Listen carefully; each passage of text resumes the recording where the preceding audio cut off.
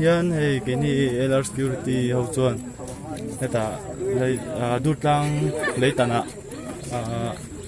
sia tok mek te tan pui turin hei kan han chho be a hei kabulami routine ya commander nya chuan ta hian chen thơ hon oma ku lai thang khu ni ku lai building khu ni kan tu chu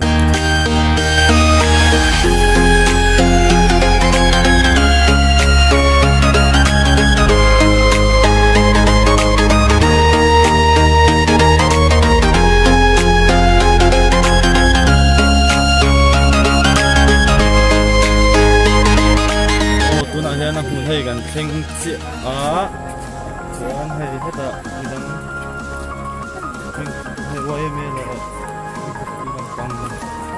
ho kan na oma chuan hei